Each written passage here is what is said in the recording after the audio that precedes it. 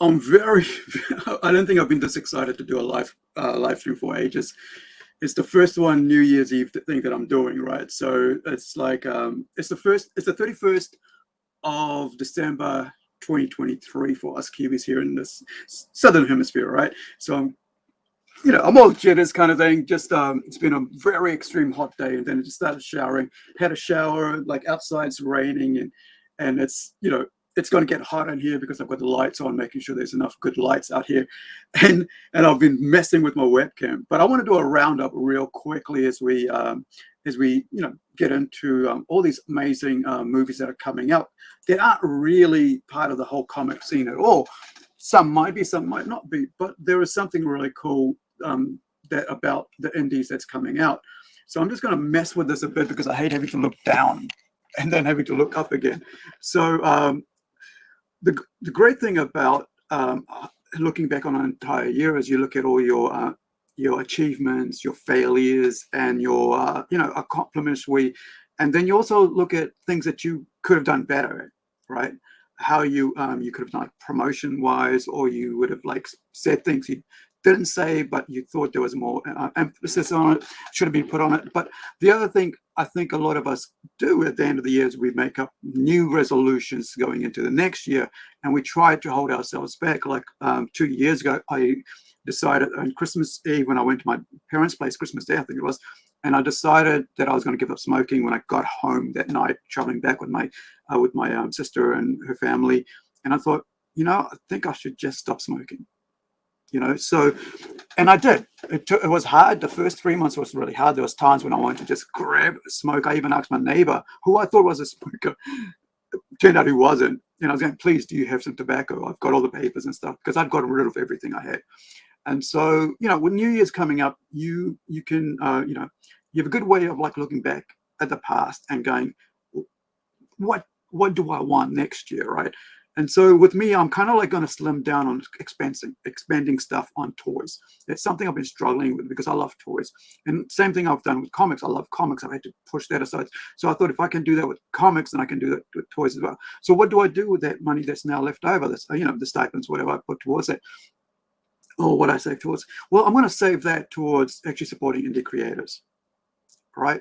And putting it into my own creators, right? Looking at getting, making sure that we pay, I mean, not pay, but I'm making sure that there's money there before projects go out, that we are actually able to have things, not reliant so much so that we struggle when we, when we go to crowdfunding and stuff. But the good thing about New Year's resolution is that every one of us can do that for ourselves, right? You can choose, like, whatever you decide, whatever. It doesn't have to be a big thing. Hey, maybe just low, hey, what I'm going to do is I'm going to eat a bit healthier, or if I'm going to do a bit more exercising, or maybe I will treat people better. I'll try to do less mobile, be online less or something, or maybe get more creative, like ourselves, right out here in the indie scenes or in comic books, music. You can be creative and you can pick up a pen and paper instead of going and wasting time doing something else, and learn something new, right? There's enough free apps, free software out here, free classes even, right? Free courses, right? In New Zealand here, we get like government funded courses. Hey man, nice to have you.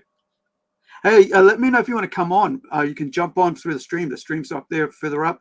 I'm going to do that around about another 10, 20 minutes, give or take, right? Once I finish the roundup, and then we get into it all. And then, and so, it doesn't have to be something major, but it's cool to learn a new skill, right? It's, because a lot of times people kind of go, oh, I can't do that, or I can't do that because it's too much, it's going to cost too much. Nowadays, it doesn't cost too much to learn something new. There's so many new ways of doing things. There's so many easy ways of doing things, right? And there's, like I said, there's so many classes. Don't want to really plug, but I love the people that are running it, because one of my friends runs it. But there's a local, there's 2 local schools out here, right, for school leavers and for people who want to get into media, like animation, web design, and stuff. And cheers, dude. Yeah. And the other thing is that these are free, and it's good to see that. But the other thing is, when you have stuff free like that, people can be abusive towards free stuff. You know, they go, oh yeah, okay, because I'll come and do this, you know, take the space, but they don't go through it. I remember when I was doing my filmmaking course, like 2004, yeah, 2003. So halfway through 2002, I moved my ex and, you know, my wife at that time, us down to the bottom of the island, New South Island in Chicago, and decided that I wanted to get into filmmaking, and I would go spend 3 years of my life down there, half a year to set up, find work, and I did. I found work. I struggled and, you know, looked everywhere, you know, and I did, you know, sometimes I was working, doing about 40, 50 hours at school, because, you know, you could just put in a code and you're in any time of the night, day, morning, evening, whatever spare time you had, you could go do editing, whatever. And so the only reason I went was I wanted to make a feature film, right? I wanted to be able to make a feature film because I'd already done stage plays. I'd already done short films. You know, I'd already done a stage play, like I written and directed an hour long, or maybe over an hour long play. And I've been in different people's plays as well, you know, stage production. So I'm used to speaking in front of people. I remember when the first time I ever did that, I was 15 years old. I bawled my eyes out in front of all my classmates and the school, you know, did a speech, and I was like, phew. I just cried and cried. It was about Kiss, the band Kiss, right? You know, with the D-Man, the Spaceman and all there with the painted up rock and rollers from the 70s, right? They're still going hard now. And you know, and I never spoke again in public for at least another maybe 5 years. And I was so scared of public speaking. But, like, you know, after a while, like about that time, I think I must have turned about 19, and it had to do with church, right? It had to do with church, and because I have a background in religion as well, Christianity and Hinduism, right? Because Indians are born into Hinduism. But majority of my family, I think about 30% of my family or 20% is Christian, and the rest are Hindus, and some, you know, I know. But my immediate family, I have a sister and a brother. Her family is Christians, right? One's in Anglican, one's in Christianity, right? And then my mum's a Christian as well. So, you know, but I don't follow religion as such, but um, what is it called? Respect it, right? I don't go out of my way to put down in a religion. I celebrate Christmas for what it is. I celebrate for Easter for what it is, you know, because I'm not out here trying to portray that this is bad, this is bad. Good. Because at the end of the day, you need morality in life, right? You got to have some rules to life. So I don't go out of my way to put down any religion or anything like that. So when I went down to, so Christmas for me is very important because it helps me be with my family. It's the same as with Easter, and we don't pick and nitpick at each other about what we believe because we just have fun, you know. So when I went down to South Island, right, like we're getting back to the topic about people abusing free stuff, free courses and stuff. So you're able to have a free course, right, for 3 years. That's like $15,000 a year for free. However, you spent your rent there, you spent your, your whatever money you earned, you were spending there on power bills, phone bills, and which they all made it up, right? The community makes it up just by giving you free education, which the community itself, through government funding, pays for, right? So within a year, like I think by the time they did that whole free course, the whole economy rose up from people having a $50,000 to $75,000 homes to having $300,000 value houses. You know, you saw the economy just go boom, just because they offered students free education. And so, you know, with that came a whole lot of spaces that were taken up by people who just wanted something to try out. Rather than doing a 6 month course, they say, hey, let me do an entry level thing into this course, you know, and if I like it or not, I can leave. However, they took up spaces for graduate student, like degree, students, bachelors, right? Because I was on a 3-year course for bachelor's degree. I have a degree up here somewhere. Yeah, it's up there, or somewhere anyway, in a frame. You know, it's just there. But a lot of people, when you get given free stuff or free opportunities, they treat it like it's free. Um, Southern Institute of Technology in Chicago. However, I had spent about 5 years on stage by the time I got there, right? Running for place productions, concerts, MC work, producing stuff, directing stuff, writing stuff. So when I went in, I was like, this is the next stage for me. From doing like 3-minute skits to doing short films, filming the short film, acting in it, directing in it, doing stage plays, acting in other people's, acting in children's productions, right? Being being dressed up as a rat, rapping hip hop, right? Or being like I said, part of the church, right? So at that time, this is like about 1997, 8, 9, right? Up to about 2001, right? So that's about 20 odd years ago.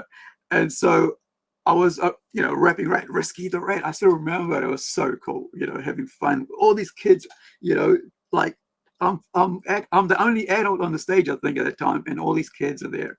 It's a production that somebody in America did, and then the school decided to do it as part of you know, their their stage production, and it was so cool. I think I got to act, do 3 times. We did 3 shows, and so I had all this acting skill set there. And directing and writing. So when I went to school, went to get this free course, I was like, right. And then my missus was, going to do a course in IT, right? And she passed it and everything, and all that. So what happens with these courses is that a lot of people don't know what they want, right? School leavers don't have a clue. But then you get people like me who's like in their 30s going, man, I want an opportunity, right? What opportunities, is there? And so a lot of these courses, I ask, if you want to do something new next year and you're unemployed, have a look around, especially if you're in New Zealand, right? Especially if you're in New Zealand, have a look around what's available. Don't just sit on your butt and do nothing and wait for, government handouts, right? Do something. You've got next couple of years, just do something. Like, just think about that. One of my friends, Jason, who was talking to me, we get together, we go grocery shopping. It's about 3 hours a day, just grocery shopping, hospital shopping, toy shopping, and all that stuff, right? Looking around and stuff. And we're just talking. He said, look, I just met my friend who I did a business course with. And I said, oh, yeah, it's pretty cool. Oh, yeah, they're going to do their course again. I said, why is that? Well, because they didn't put enough effort into it, and they don't want to do it again. So you get things like that. See, when people realize 2 years later, right? 2 years later, you realize I didn't put enough effort into it. I want to go back and do it again, right? And so there is all these ample opportunities in New Zealand to do amazing things with your life. And I always kind of like, for me, I'm weird in the sense that I like trying new things all the time. I like learning all the time. I like upskilling myself. And like last year, I bought a bass at the age of friggin' 49 to learn bass again. And I'm not, putting that, I'm putting about 10, 20 minutes, half an hour a day into it at the end of the night, just chilling there, watching anime or watching something. I'm just, trying to rip up some riffs. Yeah, I do a lot of research. Like, I'm always, and you're right there, but do a lot of research, what's available, and really find out what you really want. What do you really want? And I know a lot of times people don't know what they want. It's when you come out of school, high school, I'm a high school dropout at 15. 3 months into it, I was out. Straight away, my mom goes, you're doing this. And I was like, okay, cool. There's a chef's course. All right. My family, we've got a lot of cooks in our family, and I'm going to read the rest of this. And so, and so mom goes, go do this course for a year, learn how to be a chef. And that course, do that first year course. Then later on, in about the next year, I went into a second bar course, I think. Oh no, I did that course in about 86, I think. And then in 94 or 90, I think 94, 93, I think it was, or 94, I did my second bar after going out into the world, like, going to the big city, being a teenage, reckless youth, but also working 3 years of my life in a factory. I came back and did my second bar, and almost 10 years later, 6, 7 years later. And that course helped me live a good life while I was studying, because I was working in a bistro as a bistro chef at a sports bar in Invercargill while I was doing my 3-year course, right, as a filmmaking maker. And then also I used to be a tile salesman and stuff like that, and warehouse work. And that's what I meant. Like I was doing 2-3 jobs. So I was working as a painter for my landlord, right? And I was working as a chef, bistro chef, like making bistro food, which is like sandwiches, fried fish, fish and chips, steak meals, stuff like that, toasted sandwiches, all that stuff, for people coming into the pub, right? Sports bar. But I also was selling tiles, right? Also was helping in the warehouse. 3 jobs while working as while studying as a full-time student. So I know how, I don't tell people to do something that I don't do myself or haven't done myself. So throughout those 3.5 years, 3 of them were full-time, studying. And I got to do my feature film, and I got to do all that stuff because it's what I wanted in my life. Now, when I finished my course in 2007, I had a car accident. So it got to where, like, it was halfway into 2007, full-time working, while I was doing full-time work, I was doing shift work. So Saturday, Sunday, Saturday, Sunday, or early on, wasn't working, so I was able to do short films, go out and do camera work, do continuation, do directing, whatever else wasn't necessary to do, I would do it. And then had the car accident in 2007, and then I was like, I couldn't stand on my feet for long, and I still can't do that now. But and so I had to change. I had to go, what do I do? I love telling stories. I love comics. So let's bring that together. So let's finish up on there. And so, yeah, so as Resilient says, do your research too, right? That's for everybody, right? If you're looking to do study, and there is, like I said, there's a lot of free opportunities out here. There's web design school. I think there's web and design school here from Ray. There's also a Maori funded initiative here. Also, I can't remember the name of that, but a couple of my friends run it. They're really good guys, and so, yeah, I feel kids out of feel kids out of high school jump into things on a whim and then bail out after they do that, get into debt. That is true. But a lot of those, like the course that I was doing, they were giving you like 15 grand, right? They were giving you like $1,000 up front for equipment. So you could basically get in there, get $1,000 and leave, right? And stuff like that. I think there was more than 1,000. But there was other stuff as well. So, the government was paying for you to live there, paying your rent.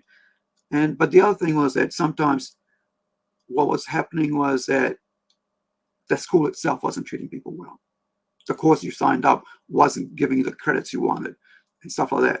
But yeah, like Rexillian says, do your study, man. Do your research. Get out there and find what it is that's you want to, really. I mean, it's one of the things that I think a lot of people don't learn, and we didn't learn. I didn't learn enough was economy, business, how to manage your money, right?